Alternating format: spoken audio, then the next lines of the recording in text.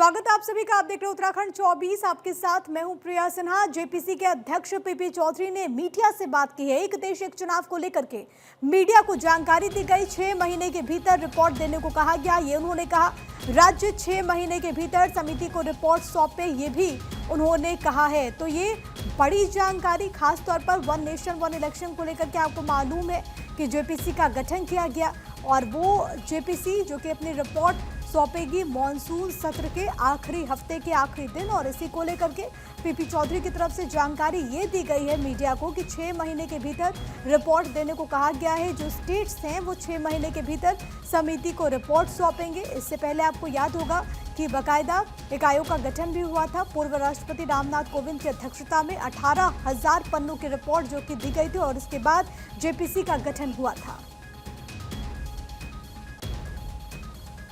One nation one election one day जो आपने इन्होंने 100 दिन का गैप, वो नहीं होना चाहिए। और मैंने एक ये भी सजेशन दिया है कि ऑनलाइन वोटिंग हो, इसमें ये सबसे अच्छा रहेगा। दूसरे जो फायदे हैं वो तो आपने देख ही लिए कि इसका फायदा जो इलेक्शन से क्या है कि जो पैसे का नुकसान होता है, समय का नुकसान होता है, मटेरियल का नुकसान होता है, वो सब चीजें खत्म हो जाएंगी। और मैंने एक ये भी सजेशन दिया है कि वोटिंग हो वो मैंडेटरी हो, क्योंकि जब तक सब लोग अभी 20% वोट देते रहेंगे तो उन्हीं की सरकार बनती रहेगी। जब 100% वोट देंगे तब लोगों की सच्चे मायने में तभी लगेगा, तब लोकतंत्र है। जो वन नेशन के ये इलेक्शन के बारे में जो भी बात की गई है, मैं इसको पूरा समर्थन करती हूँ, क्योंकि इस तरह से जो भी बार बार जो इलेक्शन होते थे उसमें हमारे समाज को भी बहुत सारी प्रॉब्लम्स हो रही थी, प्लेयर को भी प्रॉब्लम हो रही थी, क्योंकि इससे हम लोगों को आगे हम सोच नहीं पाते थे कि आज इलेक्शन है। तो मैं शॉप भी रन करती हूँ, इतनी भीड़ भाड़ मार्केट में होती थी कि मुझे प्रैक्टिस के लिए जाने के लिए भी बहुत सारी प्रॉब्लम्स आती थी। तो मैं इसको समर्थन देती हूँ। इससे हमारा टाइम भी सेफ होगा और मनी भी सेफ होगी। हमें तो ये खुशी हो रही है अगर इस पर ये बनता है सभी का ये कि भाई ये ऐसा होना चाहिए, एक देश एक चुनाव, तो बहुत अच्छा ये रहेगा। क्योंकि यहाँ जो है जितना खर्चा इलेक्शन पे हो रहा है वो एक देश के लिए अच्छा नहीं है। हम तो यही चाहते हैं कि ये होना चाहिए, लागू होना चाहिए हर हालत में, क्योंकि इस एक समय का अभाव है।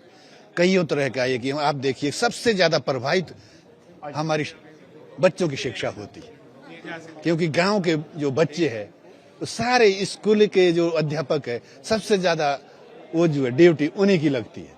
इसलिए मैं तो इस पक्ष में हूं कि यह एक देश एक चुनाव। हमारे भूतपूर्व राष्ट्रपति माननीय कोविंद साहब की कमेटी जो है, उनके कमेटी ने भी रिपोर्ट दी और उस कमेटी के रिपोर्ट के आधार पर सरकार ने पार्लियामेंट में बिल पेश किया। पूरे संसद का ये मानना था कि इसको जॉइंट कमेटी में भेजा जाए। ये बहुत बड़ा चुनाव का सुधार है। देश आजाद होने के बाद में इतना बड़ा चुनावी सुधार के लिए कभी भी कोई बिल नहीं आया। इसीलिए पूरे पार्लियामेंट का ये मानना था कि इसको जॉइंट पार्लियामेंट्री कमेटी बनाई जाए और उसमें भेजा जाए और व्यापक रूप में इसमें चर्चा की जावे, सभी को सुना जावे। तो उसी रूप में हम यहाँ पर आए और हमारा प्रयास रहेगा कि हर राज्य में हम जाएं, हर राज्य अपनी रिपोर्ट बना के देवे कंप्लीट। हरीश ठपलियाल मेरे साथ, मेरे सहयोगी तमाम जानकारी के साथ इस वक्त कनेक्टेड है। हरीश, इससे पहले भी वन नेशन वन इलेक्शन को लेकर के हमने देखा कि किस तरीके से जेपीसी की बैठक हुई, फिर से बैठक, और इस बात का जिक्र किया गया कि तमाम राज्यों को कहा गया है कि वो अपनी रिपोर्ट दे। अब किस तरीके की तैयारी उसको लेकर के, अगर उत्तराखंड के लिहाज से हम बात करें रिपोर्ट के संदर्भ में?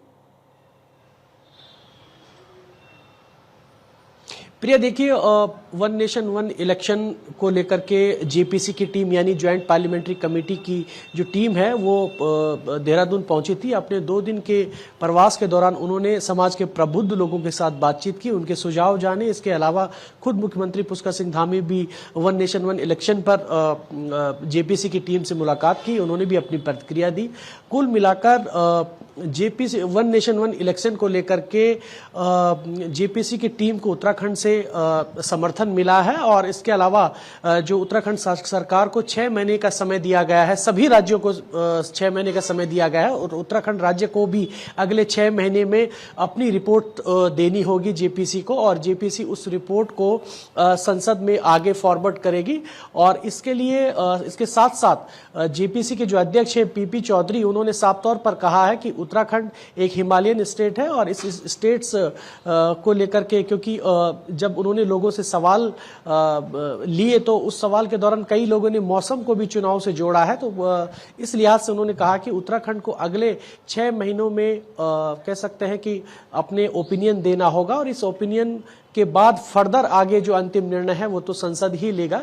लेकिन कुल मिलाकर उत्तराखंड में जो उत्साह लोगों में वन नेशन वन इलेक्शन को लेकर के दिख रहा है, उससे लगता है कि उत्तराखंड के लोग भी चाहते हैं कि, क्योंकि उत्तराखंड के लोग भी चाहते हैं कि वन नेशन वन इलेक्शन हो, क्योंकि ये देश हित का मामला है, राष्ट्र से जुड़ा हुआ है। सबसे तो बड़ी ऐसे बात में है अब कि इस देश में देखना होगा कि आने वाले 6 एक महीनों में व्यक्ति से जो कि अपने मताधिकार का इस्तेमाल करता है उससे जुड़ा हुआ ये मसला है और यही कारण है कि इस पर एक राय बनाने की कोशिश है।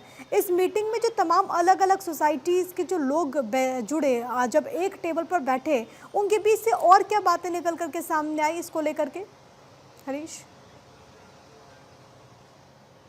प्रिया, देखिए, सबने अपने अपने सुझाव जेपीसी की टीम के पास रखे, उनके सामने प्रस्तुत किए, बतौर उन्होंने सभी के सवाल सुने। तो सवाल के तौर पर, क्योंकि समाज के अलग अलग वर्गों से लोग वहां पहुंचे थे, चाहे वो डॉक्टर्स हो, एडवोकेट हो, तमाम सामाजिक संगठन के लोग वहां पर मौजूद थे, ब्यूरोक्रेट्स के लोग थे, तो अलग अलग लोगों ने अपने अपने सवाल किए।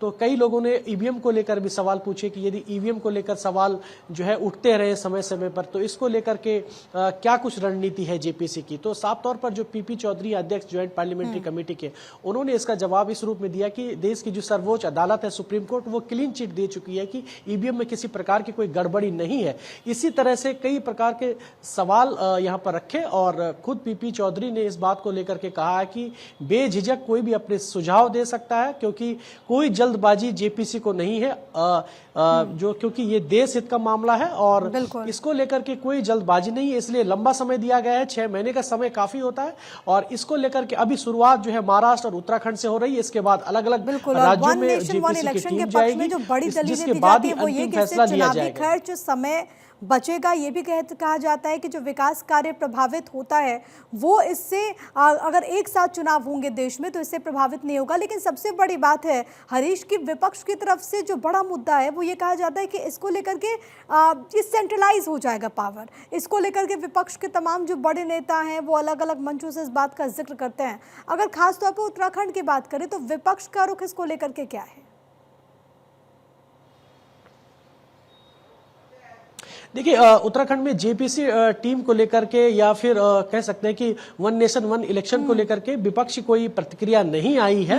लेकिन उत्तराखंड के जो जिन लोगों के साथ, करीब 1000 से ज्यादा लोगों के साथ जेपीसी की टीम ने मुलाकात की, उनसे उनके सुझाव जाने, लेकिन उस दौरान ज्यादातर लोगों ने अपनी प्रतिक्रिया दी और ये कहा कि वन नेशन वन इलेक्शन होना चाहिए, विकास के कार्य होने चाहिए, डेवलपमेंट होना चाहिए। सालों से हमारा देश विकास के लिए तरस रहा है, लेकिन अब ऐसी स्थिति है कि सालों से ये भी मांग थी कि जो है वन नेशन वन इलेक्शन यहां पर होना चाहिए। लेकिन अब उम्मीद जताई जा रही है कि जल्द ही जल्द यदि पूरे देश भर में रणनीति लोगों की बन जाए, क्योंकि देश पहले है, देश का हर नागरिक चाहता है कि वन नेशन वन इलेक्शन हो। तो कई लोगों ने मिलीजुली प्रतिक्रिया दी और सभी ने कहा कि यदि देश हित की बात है तो सबको एकजुट होना चाहिए और जेपीसी भी यही कर रही है। सभी लोग ग्राउंड से लेकर के ऊपर तक सभी लोगों से वो अपना राय पूछ रही है कि वन नेशन वन इलेक्शन होना चाहिए, नहीं होना चाहिए, और बाकायदा आपको कारण भी बताने होंगे कि फायदे नुकसान भी बताने होंगे कि क्या फायदा होगा, क्या नुकसान होगा। तो सभी लोगों ने अपनी प्रतिक्रिया दी है और ऐसे में अब ये उम्मीद जताई जा रही है कि जो है उत्तराखंड से भी वन नेशन वन इलेक्शन पर जो है राय बनी है। लेकिन अभी इंतजार करना होगा उत्तराखंड की रिपोर्ट जब जेपीसी को जाएगी, उसके बाद ही क्लियर हो पाएगा कि इस रिपोर्ट में फर्दर क्या कुछ है। जी यानी कि दो बातें हरीश, क्योंकि आपने भी ये कहा कि वहाँ पर जब बैठक हुई तो जो तमाम लोग मौजूद थे वो इसके फेवर में तो थे। उनका कहना था कि इससे समय की बचत होगी, इससे खर्चा बचेगा, लेकिन एक और पहलू जो मौसम वाला एंगल है उसको देखना होगा कि अगर रिपोर्ट यहाँ से जाती है तो उसमें इस बात का कैसे मेंशन किया जाता है। फिलहाल के लिए हरीश आप बने रहिएगा, एक और अहम खबर मिल रही है, जरा वो भी अपने दर्शकों को हम बता देते हैं। खबर यह है कि दिल्ली रवाना हुए मुख्यमंत्री पुष्कर सिंह धामी नीति आयोग की बैठक में शामिल होने वाले हैं। सीएम पर्यावरण, तीर्थ कीर्तन और ग्रीन बोनस के मुद्दे पर बातचीत होने वाली है। दिल्ली रवाना हो चुके हैं सीएम, और खबर ये क्योंकि नीति आयोग की बैठक प्रस्तावित है तो उसमें सीएम सम्मिलित होंगे। पर्यावरण को लेकर के, इसके अलावा अलग अलग विषयों को लेकर के यहाँ पर चर्चा होगी। तीर्थ कीर्तन को लेकर के भी इंफॉर्मेशन सामने आ रही है कि इस विषय पर भी बात होगी। मेरे साथ हरीश थपलियाल मेरे सहयोगी लगातार कनेक्टेड है। हरीश, सीएम रवाना हो चुके हैं दिल्ली, पूरा कार्यक्रम क्या कुछ है? जी प्रिय, देखिए मुख्यमंत्री पुष्कर सिंह धामी 9:45 पर देहरादून से दिल्ली के लिए रवाना हो चुके हैं और उनको नीति आयोग की बैठक में वहां पर शामिल होना है। और ये उम्मीद जताई जा रही है कि इस नीति आयोग की बैठक में मुख्यमंत्री पुष्कर सिंह धामी प्रदेश के जो बड़े इश्यूज हैं, बड़े मुद्दे हैं, उनको रख सकते हैं, क्योंकि केंद्रीय सहयोग की वो आग्रह करेंगे। केंद्र से क्या कुछ जो है सहयोग उत्तराखंड को मिल सकता है। तो मुख्य तौर पर जो उत्तराखंड के सामने चुनौतियां हैं, पर्यावरण है, तीर्थाटन है, पर्यटन है, इनको लेकर के केंद्रीय सहयोग उत्तराखंड सरकार चाहती है, धामी सरकार चाहती है। ऐसे में जो नीति आयोग की बैठक में मुख्यमंत्री पुष्कर सिंह धामी तमाम जो ये महत्वपूर्ण पहलू हैं उनको रख सकते हैं, जिसके बाद उत्तराखंड सरकार को केंद्रीय सहयोग जो है मिल सकता है। जी बिल्कुल, पहाड़ी राज्य होने के नाते खास तौर पर ऐसी आपदाएं भी हम लगातार देखते हैं। इसको लेकर के विशेष फंड को लेकर के अनुरोध किया जाएगा क्या?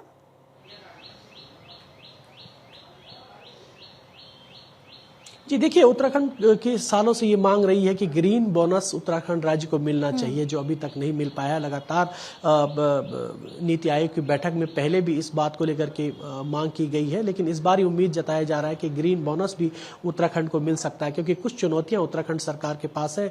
कि जिस तरीके से हिमालय को लेकर के चुनौतियां हैं, हिमालय जो उसका अस्तित्व है वो खतरे में, उसको लेकर के कैसे संरक्षण करना होगा, उसको लेकर भी केंद्रीय सहयोग की बेहद आवश्यकता है। इसी तरह तीर्थाटन पर्यटन उत्तराखंड में तभी संभव हो पाएगा जब यहाँ के हिमालय सुरक्षित रहेंगे, यहाँ के जल जंगल जमीन सुरक्षित रहेंगे। उनको लेकर के किस तरीके से यहाँ पर संरक्षण होना चाहिए, कैसे केंद्र जो है किस तरीके से सहयोग कर सकता है, इन तमाम विषयों पर जो महत्वपूर्ण विषय है, इन तमाम सभी विषयों पर जो है मुख्यमंत्री पुष्कर सिंह धामी अपनी बात को रखेंगे। क्योंकि 16वें वित्त आयोग की में भी मुख्यमंत्री पुष्कर सिंह धामी अपने बातचीत रख चुके, अपने सुझाव रख चुके, और अब नीति आयोग की बैठक में मुख्यमंत्री पुष्कर सिंह धामी भी ये महत्वपूर्ण विषय रखेंगे ताकि उत्तराखंड को जो है केंद्रीय सहयोग मिल सके। और तीर्थाटन तो बहुत महत्वपूर्ण हो जाता है, खास तौर पर जब रीजनल टूरिज्म की बात होती है। अभी चारधाम यात्रा चल रही है, शीतकालीन यात्रा को भी बढ़ावा देने की कोशिश है। खुद पीएम वहां पर पहुंचे थे और पीएम ने भी इस बात का जिक्र किया था। तो जो इस मीटिंग का हिस्सा होंगे मुख्यमंत्री, तो इस लिहाज से भी क्या बातचीत वहां पर संभव है?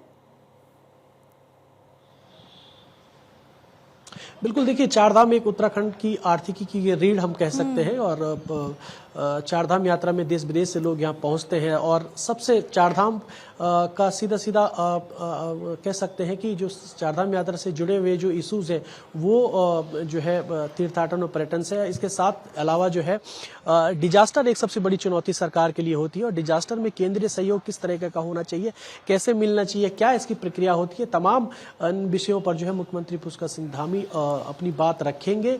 और सबसे जिन चीजों को लेकर के केंद्रीय सहयोग मिलता रहा है, आगे भी यही उम्मीद की जा रही है कि केंद्रीय सहयोग उत्तराखंड सरकार को मिलेगा, क्योंकि लगातार इसकी तैयारी उत्तराखंड सरकार कर चुकी है। और अपनी तैयारियों के साथ आज नीति आयोग की बैठक में मुख्यमंत्री पुष्कर सिंह धामी पुरजोर तरीके से अपनी बात वहां पर रखेंगे। और ये उम्मीद जताई जा रही है कि ग्रीन बोनस, पर्यावरण और इन सभी जो महत्वपूर्ण विषय यहाँ पर है, उनको लेकर के केंद्र का सहयोग उत्तराखंड सरकार को मिलेगा। बहुत शुक्रिया हरीश आपका तमाम बातचीत और जानकारी हम तक पहुंचाने के लिए।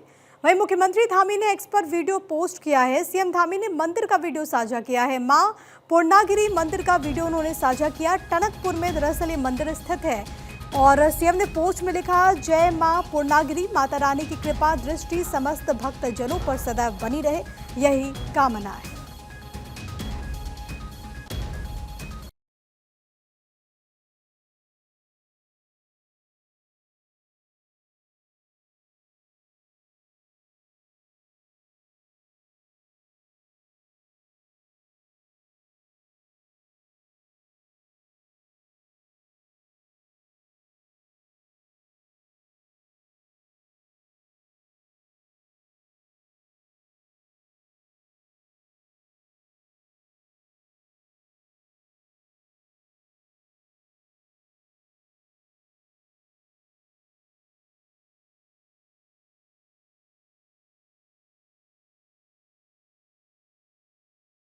वहीं प्रदेश में सड़कों पर घूम रहे आवारा गोवंश को लेकर प्रदेश सरकार ने अब नगर निगम, नगर पालिका और पंचायतों की जिम्मेदारियां तय कर दी हैं। उत्तराखंड गौ सेवा आयोग के अध्यक्ष पंडित राजेंद्र अंथवाल ने जानकारी देते हुए कहा कि हाल ही में कैबिनेट की एक बैठक में मसौदा पास हुआ, जिसमें प्रदेश में अब हर नगर निगम पालिका, नगर पंचायत और ब्लॉक स्तर पर गौशालाओं का निर्माण होना है ताकि सड़कों पर गोवंश आवारा ना घूमे। और नगर निगम, नगर पालिकाएं जिनका काम है उनको आज पहले वो लोग सोचते थे कि हमारा काम नहीं है, लेकिन अब सरकार ने उनकी जिम्मेदारी दी है कि आप इसको, जैसे अन्य काम है ये भी एक काम है, तो अब नगर पालिकाएं, नगर निगम, नगर पंचायत, जिला पंचायत, ब्लॉक, हर ब्लॉक में ही गौशाला बनाने के लिए निर्देश दिए।